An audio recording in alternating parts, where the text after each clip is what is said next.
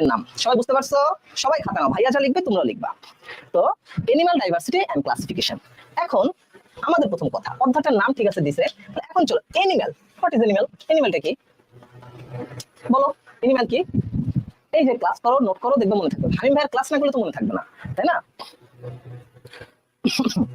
তাহলে এনিম্যালটা কি বলো? মানে যেসব জীব নিজের দেহে খাদ্য সংশ্লেষণ ঘটাতে পারে না এবং খাদ্যের জন্য পরোক্ষ বা কি বলো, মানে প্রত্যক্ষ বা পরোক্ষভাবে উদ্ভিদের উপর নির্ভরশীল থাকবে। তাহলে অ্যানিমাল কাকে বলে? অ্যানিমাল বলে সে নিজের খাদ্য নিজে তৈরি করতে পারে না, সে কি থাকবে বলো? প্রাণী। এই অ্যানিমাল মানে প্রাণী, এটা তো সবাই জানে। এটা তোমরা এটা বললে হবে?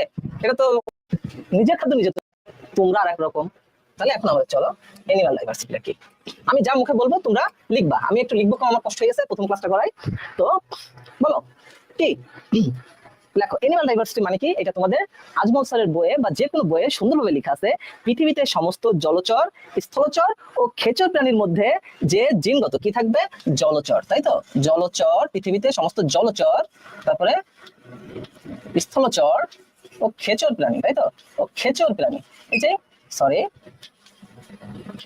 এই যে খেচর প্রাণীর মধ্যে যে জিনগত, প্রজাতিগত ও বাস্তু সংস্থানগত ভিন্নতা দেখা যায়।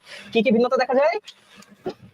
জিনগত ভিন্নতা দেখা যাবে, জিনগত, তারপরে জিনগত, প্রজাতিগত, প্রজাতিগত আর বাস্তু সংস্থানগত, বাস্তুতান্ত্রিক, তাই তো?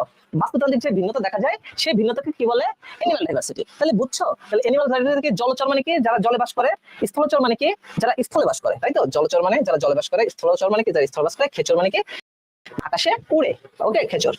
তাহলে এই যে জিনগত বৈচিত্র্য, প্রজাতিগত বৈচিত্র্য, বাস্তুতান্ত্রিক বৈচিত্র্য, তাহলে এই লজিকেই আমরা জানতে পারতেছি এই যে অ্যানিমাল ডাইভার্সিটি এটা কয় প্রকার? 3 প্রকার, ওকে। এটা আমি একটু পরে পড়াবো, তোমরা একটু পরে।